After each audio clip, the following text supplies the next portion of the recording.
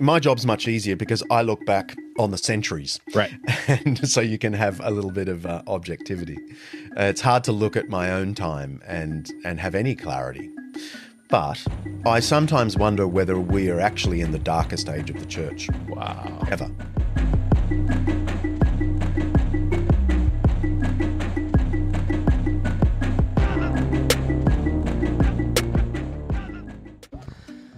Oh, man, this is a true story. So I used to be a part of a morning Bible study. Wednesday mornings, thing went on for years. We got really close, people of all ages. Oh, Ryan Amick, one of my best friends you've heard on this podcast, especially in the early days.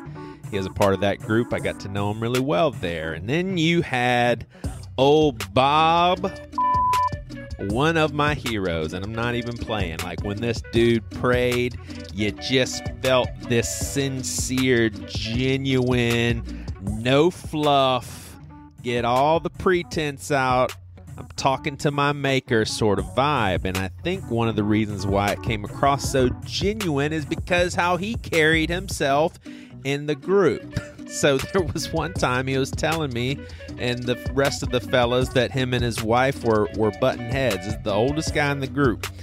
And he said, you know, because I watch some, this is how he talks, I watch some R-rated movies, and sometimes my wife comes downstairs and she hears this and that and this and that. And I'm like, oh, Lord Jesus, is there anyone new here?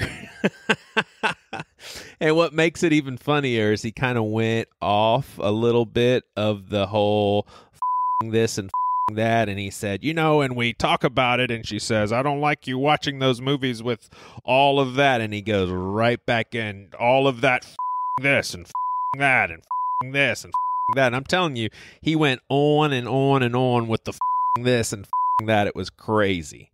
It was crazy. But the dude, he went over the top and blessed us with the best thing he could have ever blessed us with one morning when we asked for prayer requests and praise reports, and he said, I want to praise the Lord, and he's being serious, because this morning I woke up with morning wood. Yes, sir. We praise God that this old man had an erection. You confused at all? I mean, when you get that old, things don't work as they used to.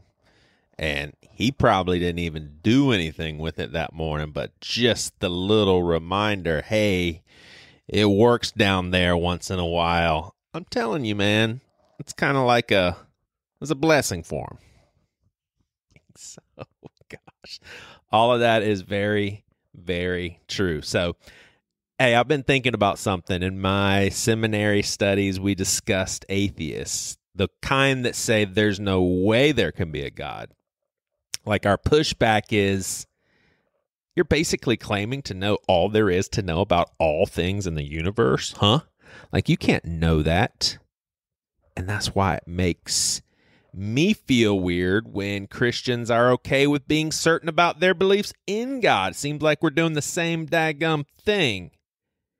And in my opinion, when we say I am not positive, I don't think there's a shortage of anything. I think it's beautiful. It's what the Bible calls faith. Like, do you know how convinced yours truly is in the existence of a loving God? Like, with everything in me, I believe. I never won't believe, but I'm okay with saying I'm not 100% sure.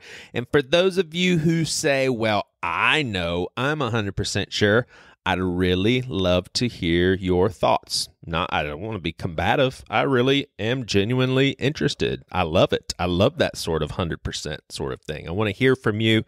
So go on the Pastor with No Answers discussion page and chime into the discussion that I started about this very thing. I also want to let everybody know, yeehaw, we have everything revamped in my Patreon page. And so we've got an $8 tier called the Collection Plate.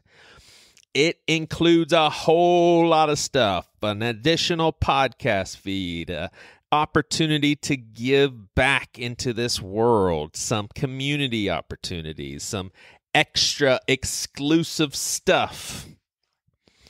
And I didn't even scratch the surface. No, actually, I did. I did scratch the surface. But here's the thing is, for the next month or so, you can get this $8 tier and lock yourself in for $5. That link is in the show notes also. So go on over there. If you listen to this podcast a lot and you like it, support it. Support it. If not, ain't no big deal. Love you very much. So we got a fun one for you. At least I think it's fun. I wouldn't release this thing if I didn't think it was fun. You know, talk about, man, hell? It just ain't, the concept of hell being separated from God, in my opinion, it just straight up ain't fair. It's not fair, man. All right. Love you. Enjoy. I don't really know what happens when we die. I'm going to sound really preachy, and I think that this may be even more of a, I'm like, can we not see common sense out of this, but some theology too? So I just feel like we have made so many excuses for God, and we've taken so many dumb shortcuts, and we've been taught things so irresponsibly, but over generations, we've just accepted it. Well, that's this because of that, and God did this and God did that, and God's so loving, he gave us free will. So God is all loving and all powerful, and let's start with eternal conscious torment. I'm sorry, but I cannot accept this scenario. The scenario of someone burning forever and ever, 25 trillion years, and it's just begun. 25 trillion years later, and it's just begun. Like, for a snapshot of a life. I mean, compare 75 years to trillions and trillions, and trillions doesn't even come close to describing eternity. Like, that sounds, and I have no problem with saying, completely sadistic. Like, just absolutely brutal and horrible. And I just think that it makes no sense. Again, I don't think people who believe in that are dumb. So let me take it one step forward.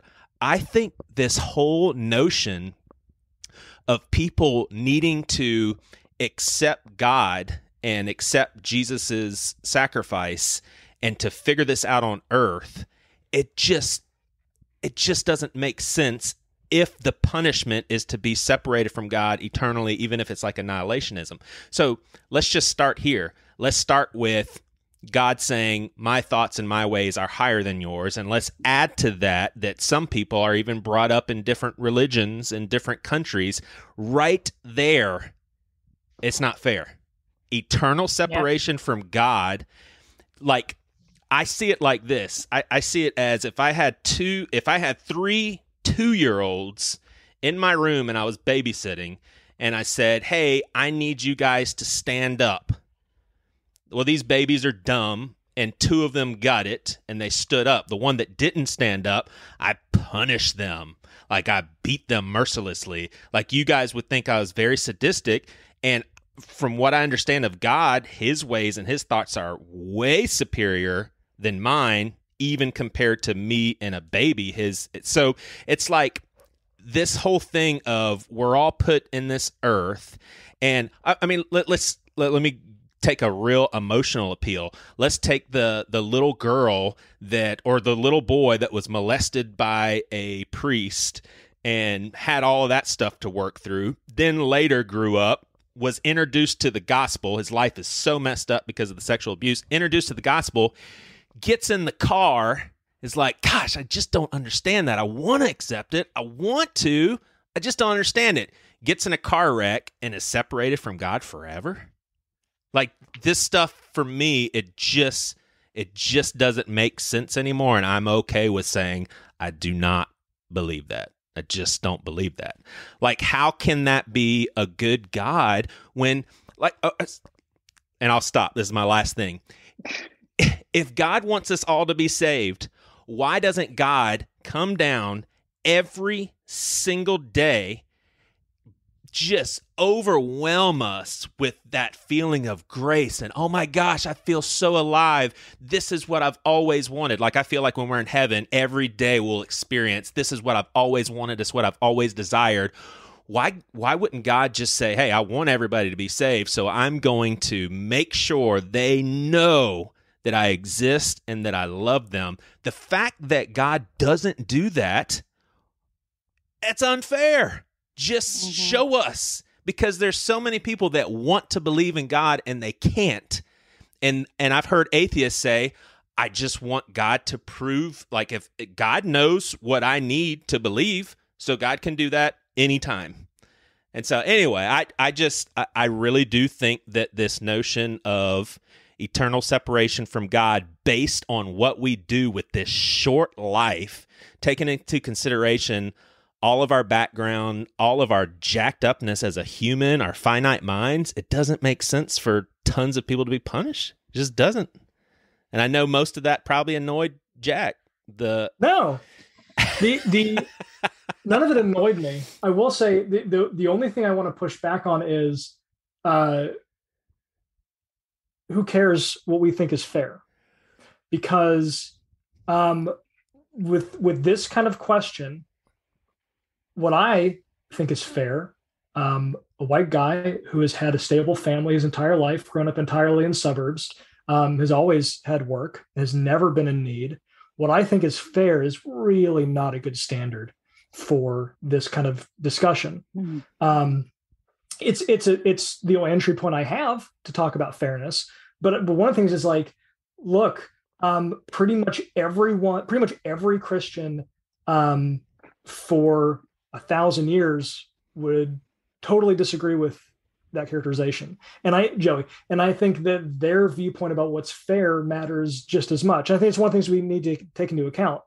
And that's why it's like, people study systematic theology, and that's fine, whatever. But what you should really study is historical theology, and study how people throughout history have understood various concepts. So universalism has always been around.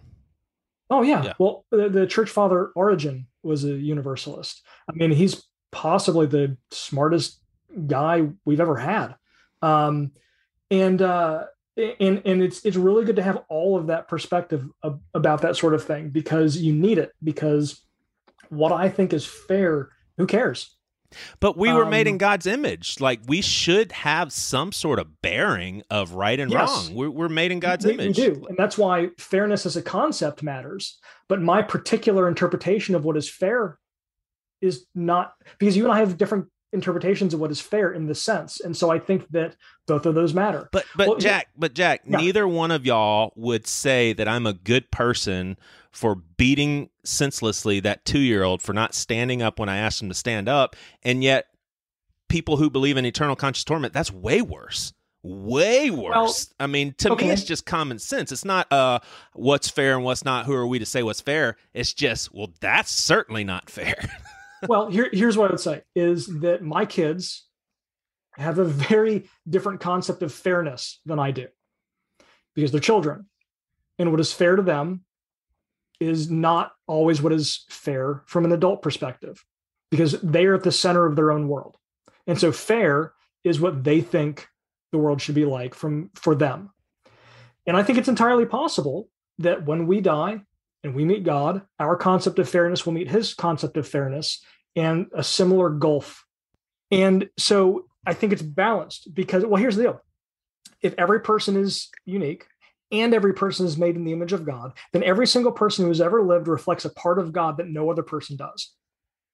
And so that is why, one, you should talk to and get to know as many people as you can, because the more people that you have relationship with, the more of God that you will see.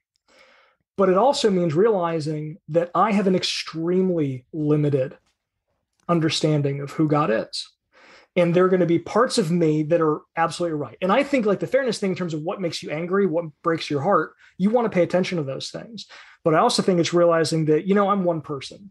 And just because I feel strongly about this doesn't mean that I have the full understanding of what that means. But we're talking, if we go the I'm going to call it eternal conscious the ECT, eternal conscious torment. Yeah, that works. ECT. I had ECT treatments for my depression, but ECT, eternal conscious torment. If we're talking about that, I just flat out disagree. There's just there's but I'm not talking about that. Okay. I mean, for what it's worth, I think that, if you want to talk about hell and what the torment of hell is, I think it's purely just the separation from God. So I don't believe in eternal conscious, like physical pain torment. I mean, all right. It's all right. Check this out, Joey. But it shows so much about your character. Mm-hmm. Let's say it doesn't. Let's say you're completely wrong about hell, right? I believe that what God's doing in your heart, your conviction about that, how much you hate this idea of hell, shows how much you care about people. And that is compassionate. And that might be the entire takeaway.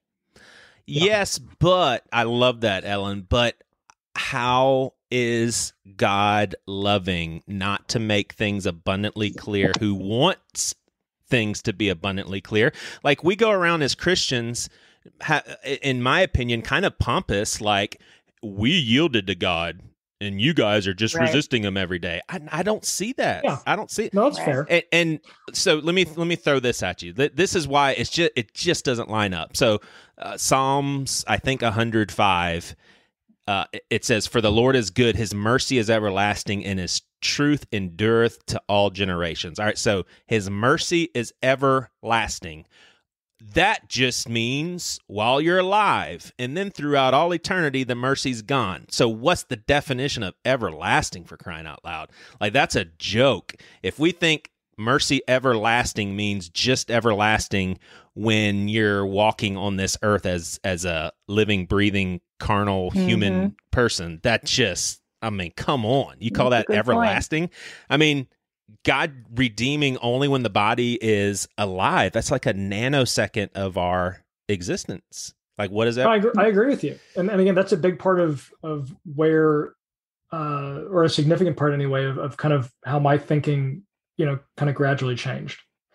I think, again, though, it's like with the perspective of, so it's always good to pay attention to things that you feel like, I can't imagine a God who would X.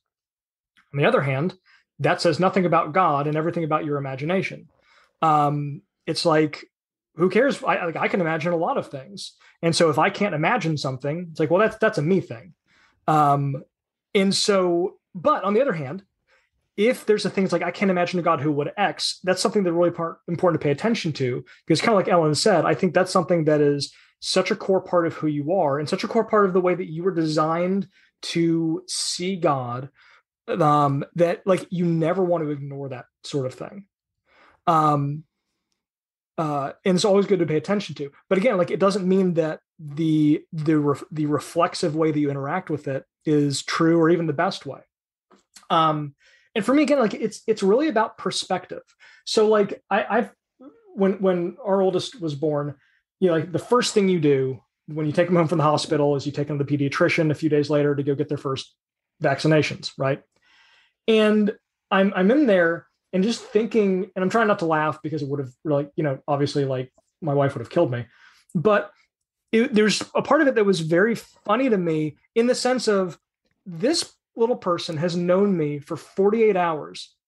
And all he knows about me so far is that I have held him down so a stranger can stab him. Right. That's all this person knows about me, is that I'm willing to hold him down so a stranger can stab him more than once. And he doesn't have he has nothing else to go on about why this is happening to him, where he is, who these people are. What if he doesn't even understand who I am? What if you let the doctor stab him continuously forever and ever and ever? Mic drop. Boom. Well, this is getting into some like anti-vax shit. I don't want to go there. Nope. This is purely metaphorical, Joey.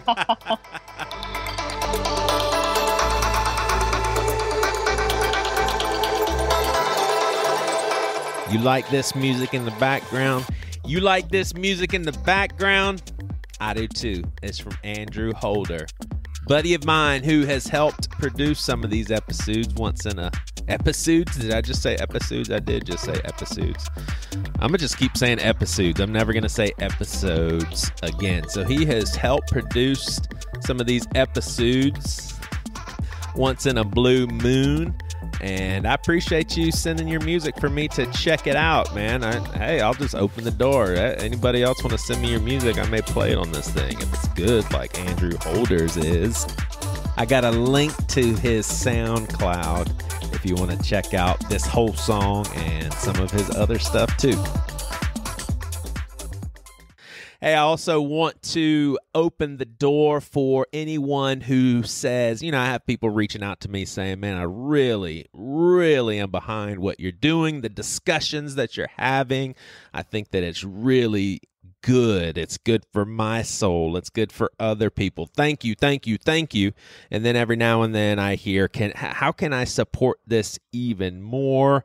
And you're asking from the standpoint of financially. And so I will say that if you take in my content and check out my stuff online, and it is all like entertainment and or something for you to consume, that is great.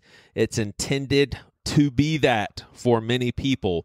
But if you are also interested in the ministry element of what I'm doing, Pastor with No Answer style ministry, obviously, then I do want you to hit me up so I can tell you how you can possibly partner up with me on a deeper level. There is an email in the show notes, pwnacontact@gmail.com. Hit me up so we can set up a Zoom meeting, and I'd love to just tell you what's going on, brah. But most importantly, let me tell you about my dad. So I grew up a Catholic boy until the 3rd grade. We figured, we're not Catholics anymore. We're born-again Christians. I think there's some born-again Catholics. Whatever you think of when you hear born-again, there's Catholics out there.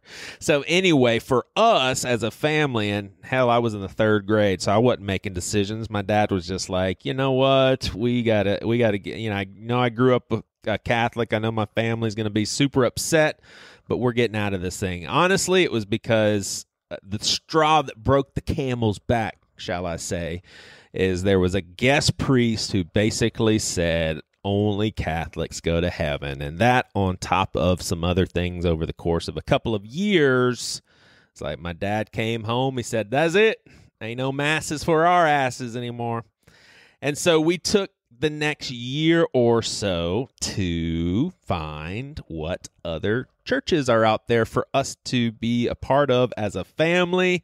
And who would have thought we would swing all the way in the other direction and we became Pentecostals. So this was, I'd say around 1986, about the most legalistic form of Pentecostalism as you could imagine.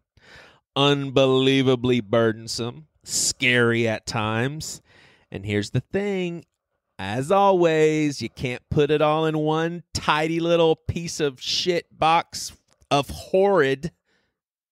It was also beautiful community. Some of my fondest memories are mixed in with all of that nightmare. But anyway, about 7 years into our attendance of this church in Charleston, my dad, who was extremely involved in leadership, was a volunteer children's director. He was the main guy. He basically had to say, you know what? No more.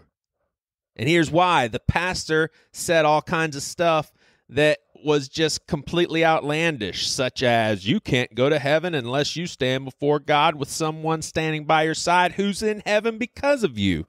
In other words, you got to save somebody else if you're going to save yourself.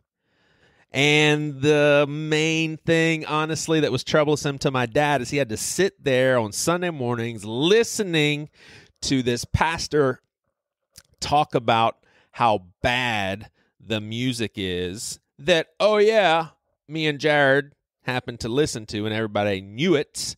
And, how bad it was to have long hair. my brother had long hair, my dad couldn't help to think, I think he's talking directly to my family. I ain't going to stand for it anymore. So anyway, all that being said that's pretty legit. He was doing that. He was a very nice, kind man to us face to face. But it's like he had to get those digs in. I think he really believed it. So my dad is like, oh, man, after 7 years, I can't take it. I can't take it anymore. So my parents stumbled upon his resignation letter. And, I love it because I'm reading it and I'm like, my dad is the OG progressive Christian. Now, if you knew my dad and you knew his beliefs, he's not a progressive Christian. But in the realm of the church that we belong to, he sure as hell was. I'm going to read you this letter. If you're not interested, just press that little 30 seconds ahead button a few times, and you'll get into my interview with the doctor. But check this out. Dear Pastor, beep. Some years back, my family and I left the Catholic Church because I could no longer listen to the doctrines taught that had no scriptural basis. I felt a freedom I'd never felt before, trusting in the salvation of Jesus. With mixed emotions, I put my name on the roll of this church.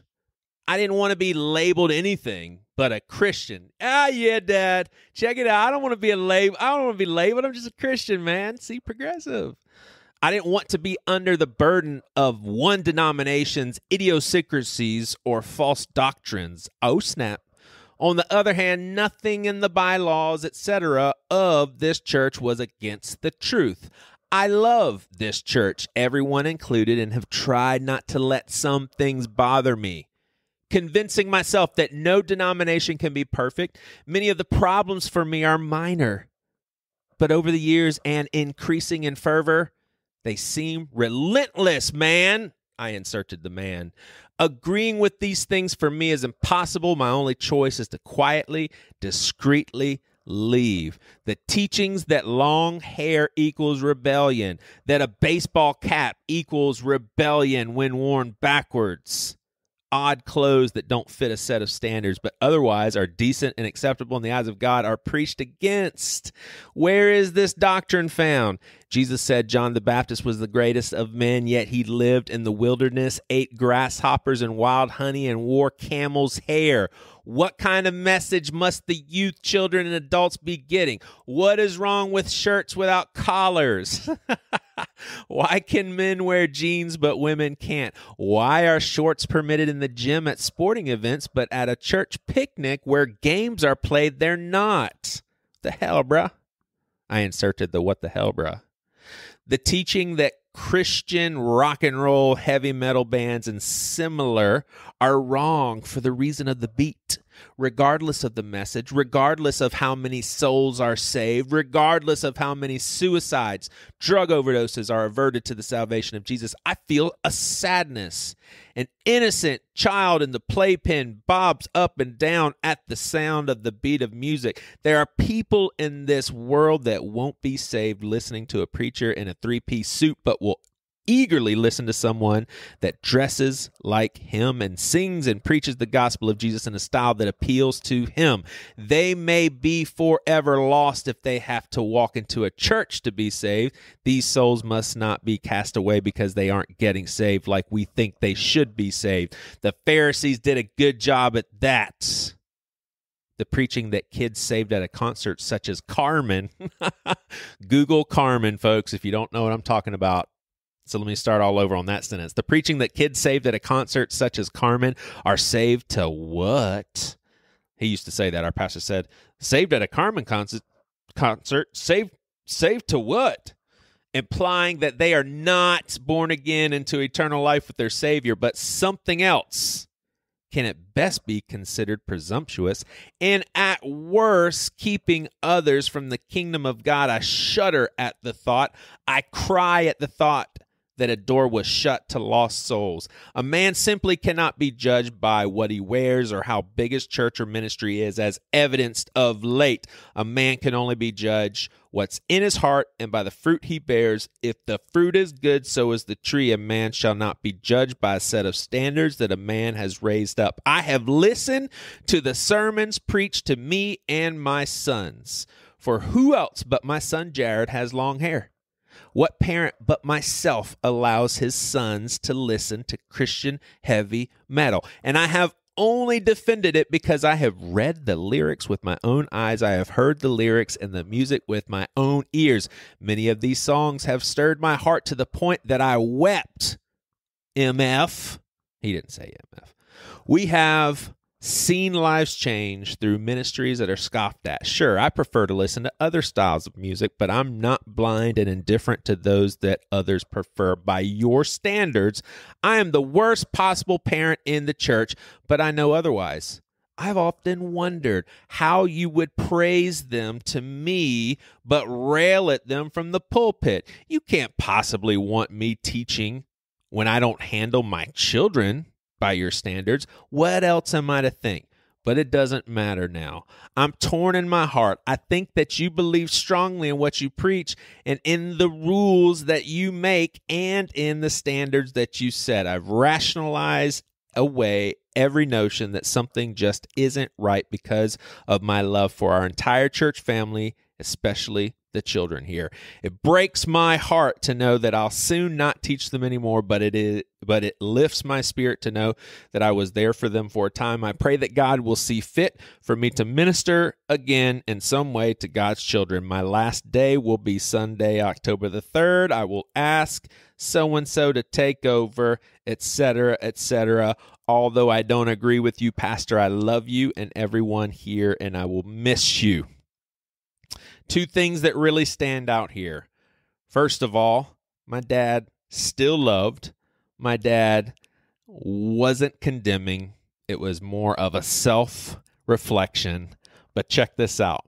When the pastor approached my dad, he literally begged him, please don't do this. Please don't do this. We want you here. And then he contradicted himself. I don't think your son even has long hair. And then 30 seconds later, he's like, I always thought your son's hair was a nice statement of such and such. He was doing everything he could to keep my dad here. And when my dad finally made his intentions clear that he is not staying, check out what our old pastor said. He said, well, then you know what I mean then, huh? You see what I'm saying? My dad was like, what do you mean? He's like, that music does cause rebellion.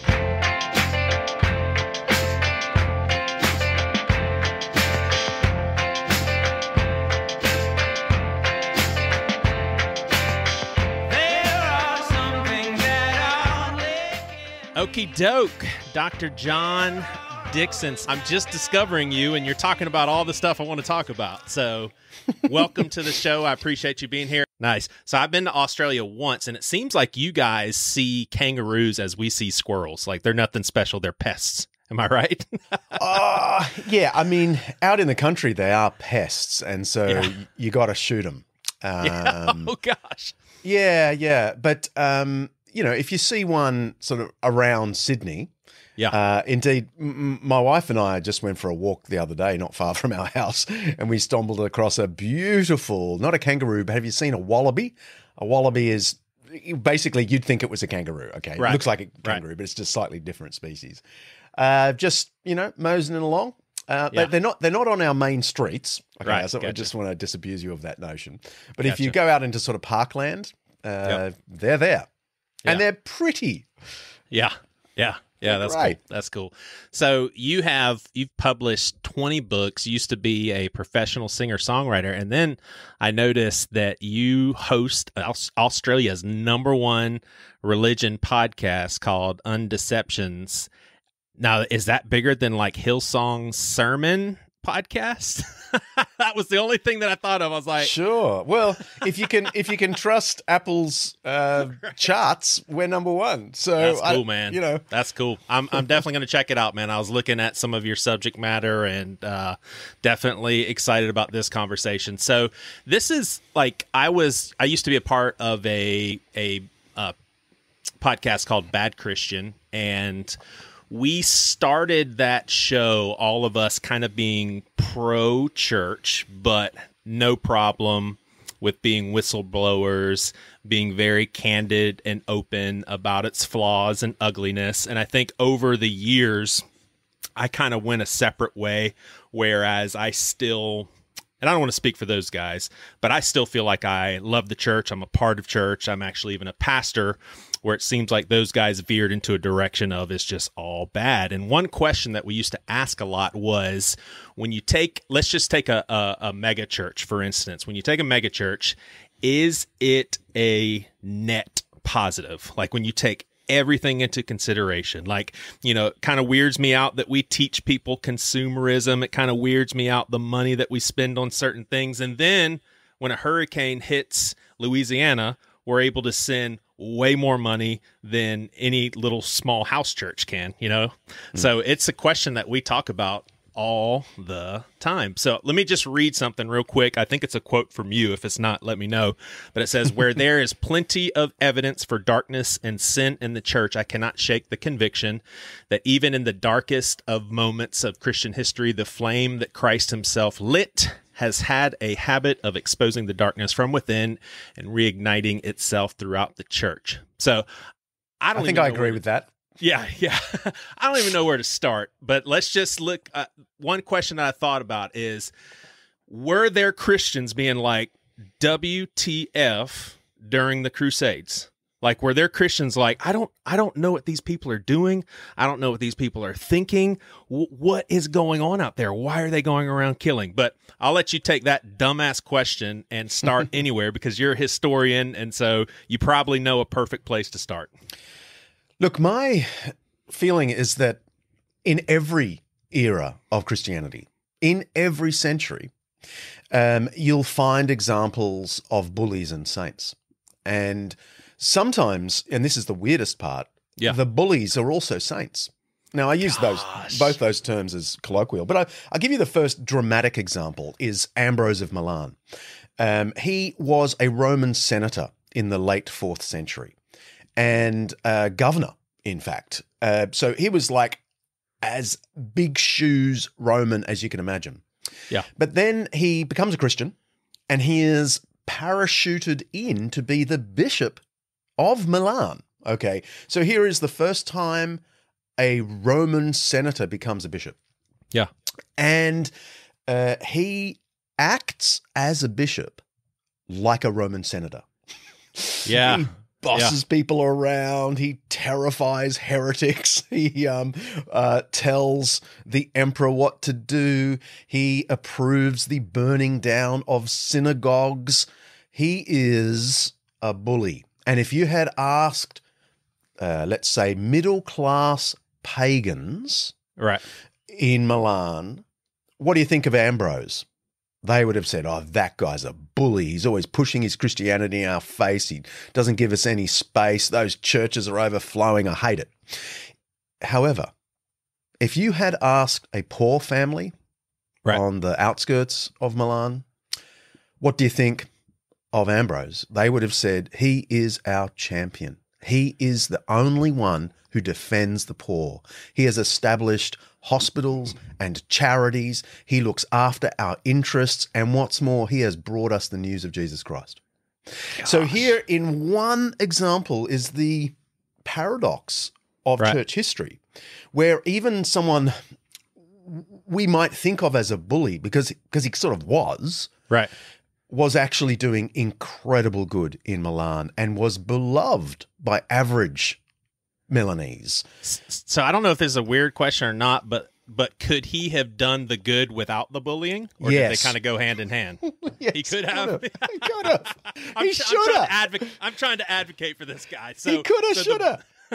So the bullying did not was not an out, the good was not an outgrowth of the bullying. Because sometimes, Well, because imagine if you're bullying the bullies at school, that's not a bad thing if you're telling them to stop picking on the smaller kids. But And Ambrose was a bit like that. But when he approves the burning down of synagogues, I think he's sort of overstepped the mark.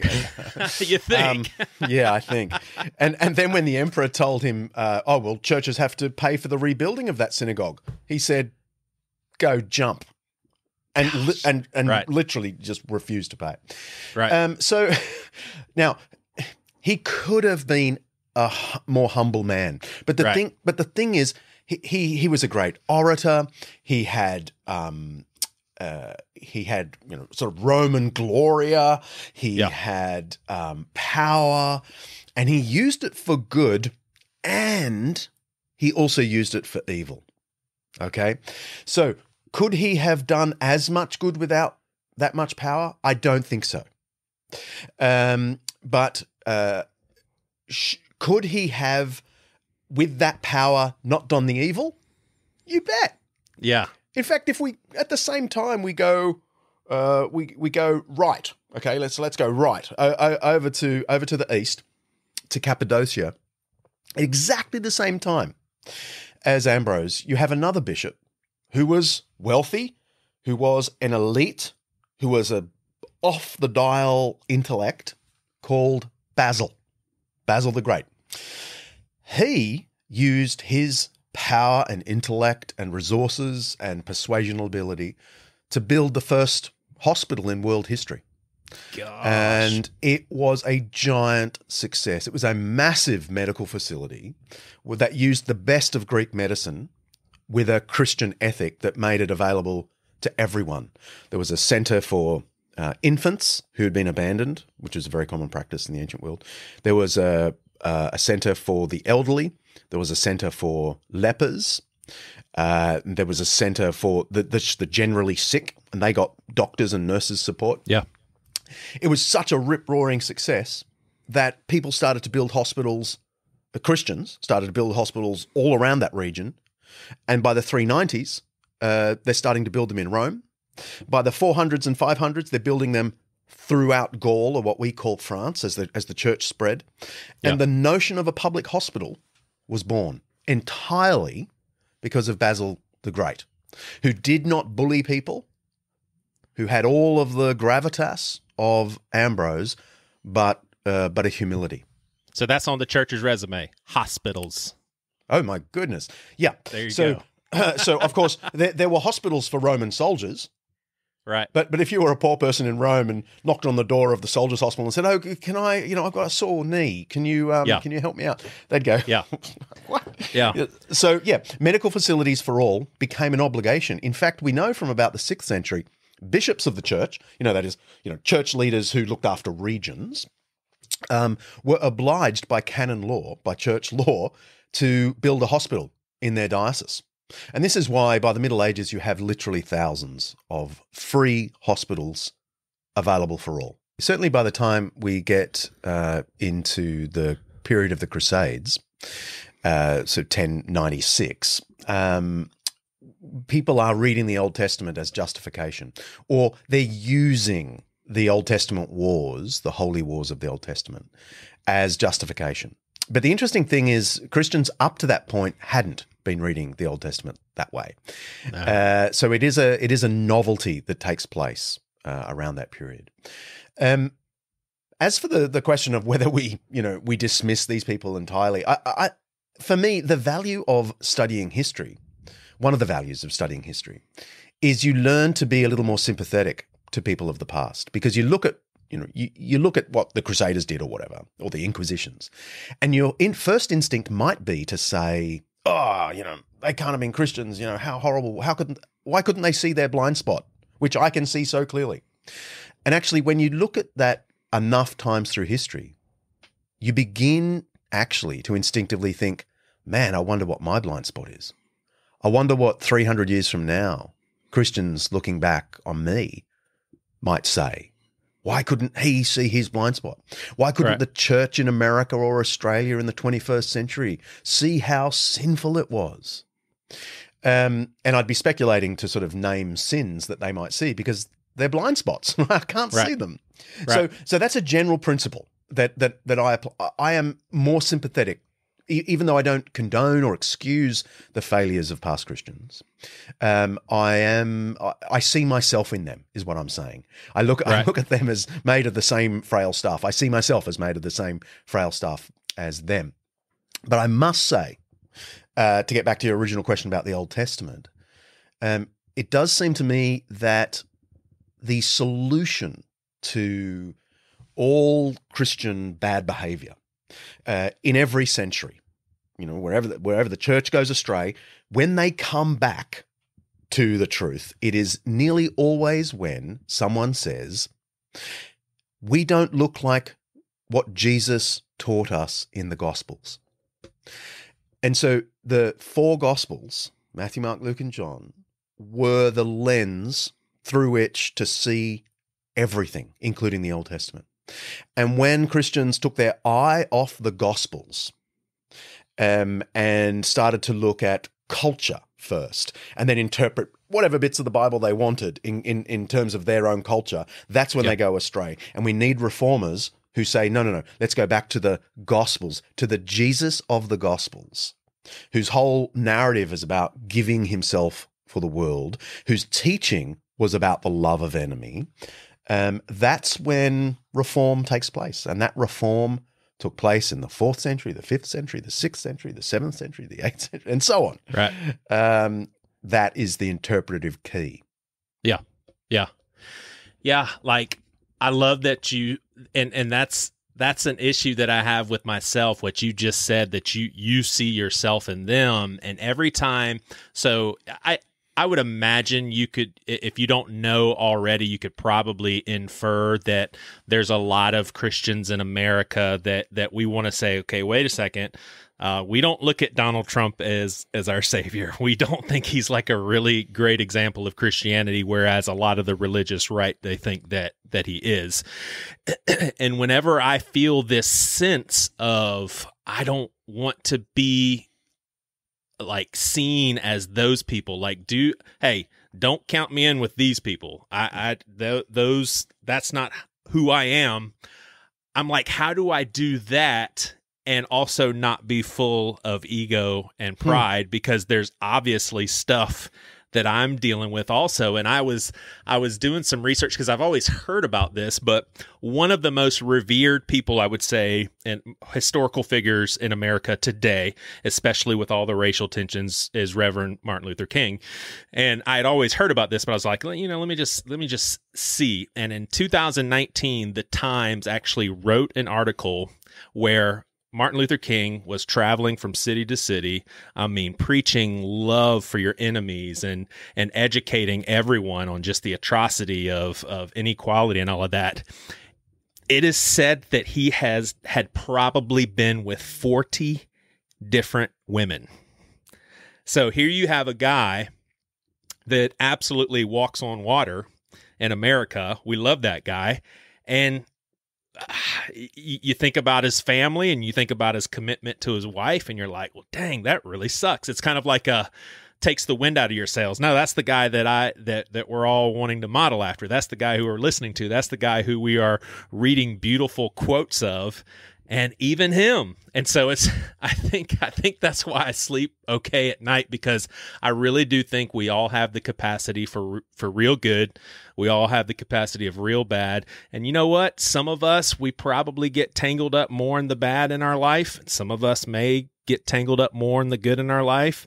But I just try to avoid an us and them sort of mentality. But it is tough. It is tough because there's a lot of behavior from the church today in America that it's just like, oh, I don't want to associate with that. And it's a good instinct to say, I don't want to associate with that. The problem is,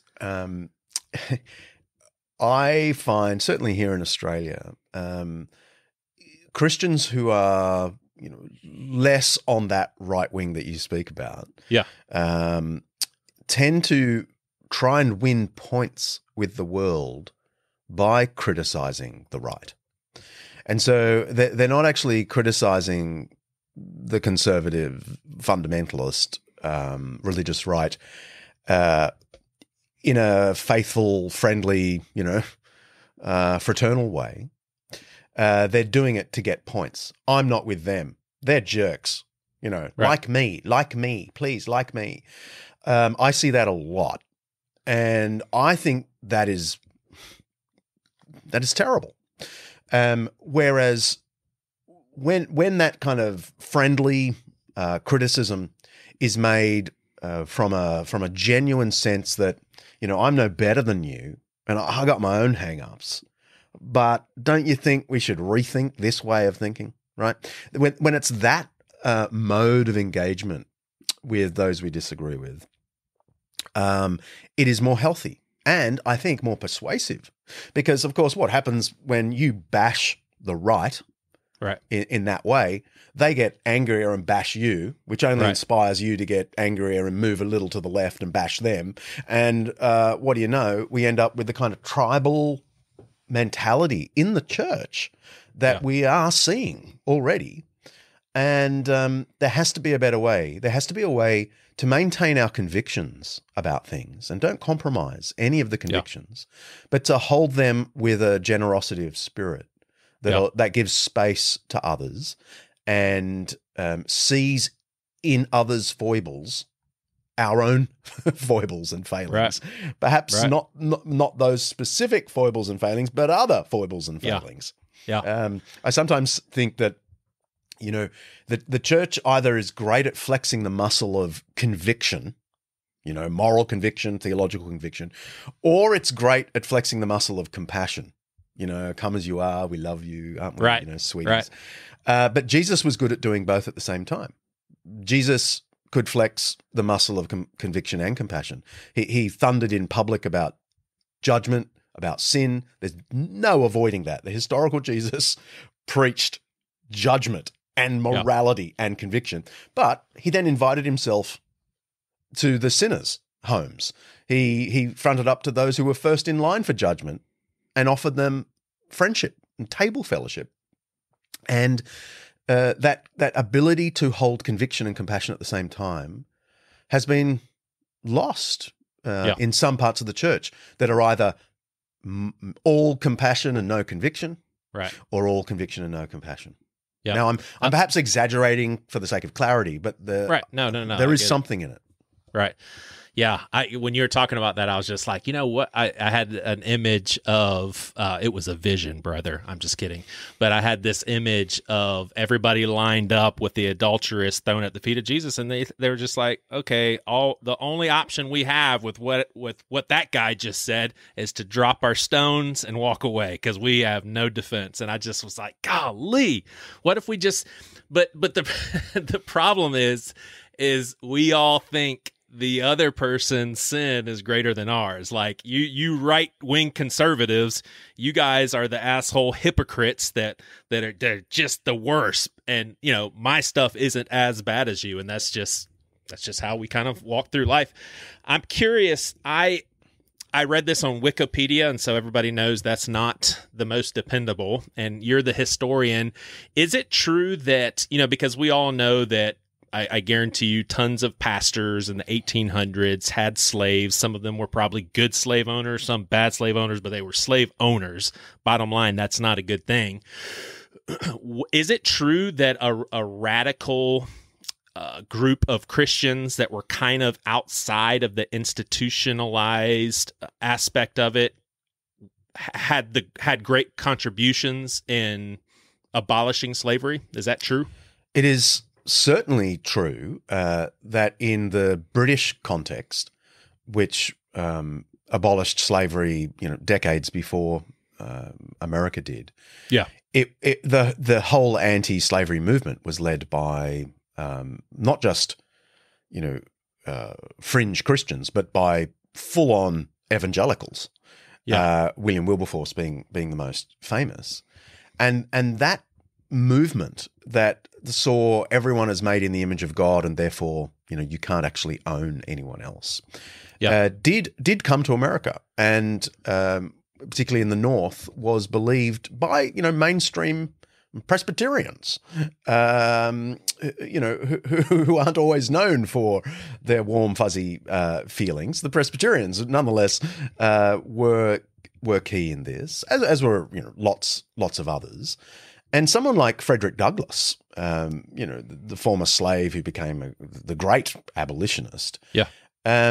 Although he was stinging in his criticism of especially the Southern Church, he made this distinction between England and America, where he said in England, the Christians were the ones who abolished slavery.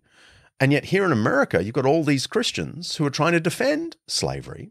And he was scathing about the church that would defend slavery. However, his key arguments, and you can read his speeches, and they're all beautifully published nowadays, he uses theological arguments for the end of slavery, because economic arguments weren't going to work, right? Because economic arguments were in favor of slavery.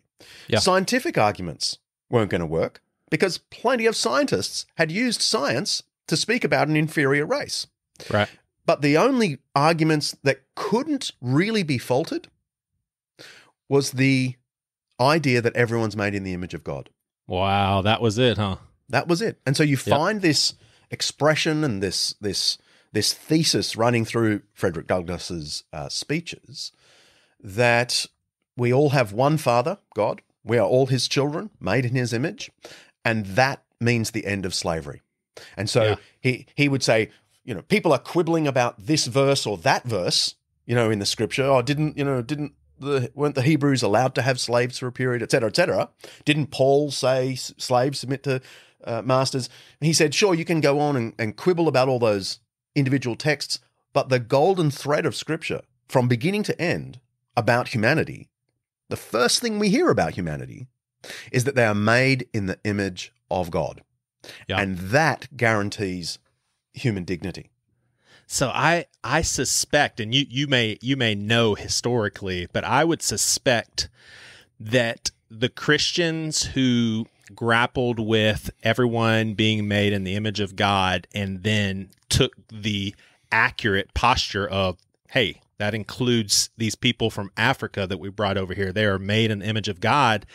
If they had their roots sunk into that soil with Africans, I would imagine that they had the same posture to the slave owners, because I was thinking to myself, did they point to their fellow Christians, and I'm putting that in quotes because I don't know if they consider them Christians or not. Did they point to them as, you guys are reprobate, you're evil, you're wrongdoers, or did they say, hey, come on, like, you open your eyes, we love you. You know what I'm saying? Like, I would imagine that radical bunch of Christians probably treated slave owners with dignity and respect as well. But I don't know. I don't know what their approach was. They tended to speak more like you would think an Old Testament prophet would speak to Israel. Yeah. They tended to say, look, you should know better. You are the covenant people and you're disobeying the ways of God, but always assuming that they were nonetheless part of the covenant people. And I think that is, the speeches of Frederick Douglass, the speeches of William Wilberforce in the earlier period, it makes clear that the problem is that Christian society was not living up to its own stated themes. Yeah.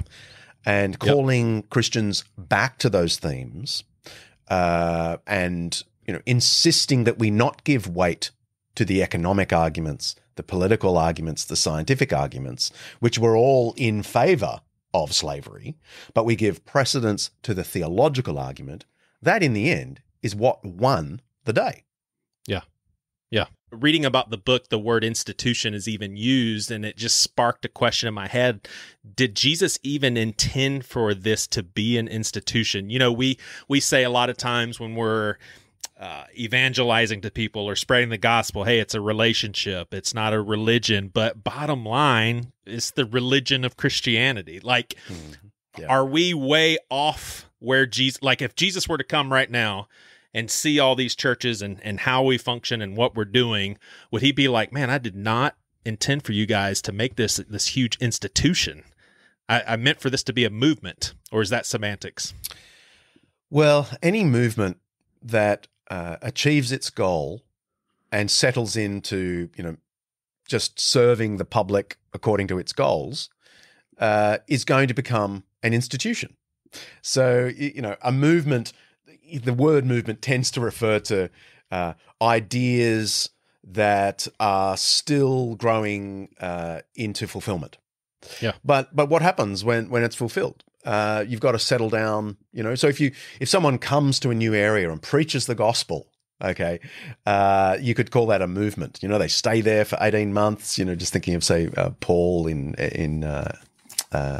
Corinth, and but what happens when a whole bunch of people say, "Oh, yeah, we're Christians." Yep. Then you've got to form yourselves into churches, into collectives, right. And collectives have to have leaders. And so you can see Paul appointing leaders. So suddenly you have an institution.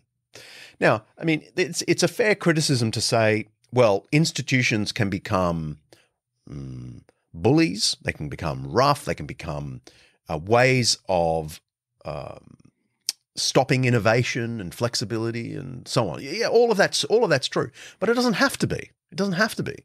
And there are plenty of periods in church history where the massive institution of the church was geared toward the good. In my book, I speak about one of the great reformers was Otto of Cluny. And he comes up in a period, 800s, 900s, where the church had settled down to become very powerful. Monasteries were kind of the center of life. I mean, they were farms, they were universities, they were the moral leadership of any city.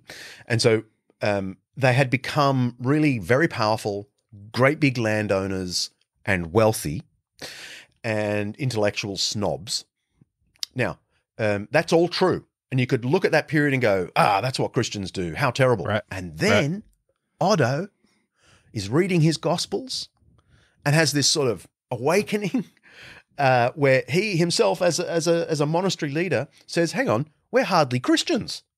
And he reforms his little monastery in Cluny in France, and insists on reforming things so that we're not intellectual snobs. We try and educate the public. We shouldn't hold so much land if we're not using that land to feed the poor, and all those sorts of things. We shouldn't just be bookish. We should be evangelizing. And he is so successful. He is invited to go and reform a local monastery down the road. He does that. And then another one, and another one, and another one. And eventually he has reformed basically all European monasteries in his period. Gosh. Wow. Right? So here is a great example. And for another 100 years after Otto, churches are using their wealth to feed the poor, using their scholarship to educate the masses, using their clout to defend the defenseless.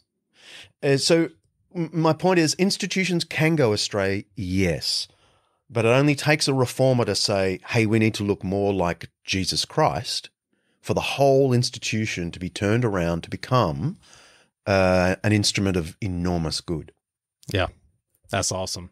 So as we wrap this up, I'm curious, in the context of the history that you've studied of the church, how would you assess where we're at right now at this stage of the church?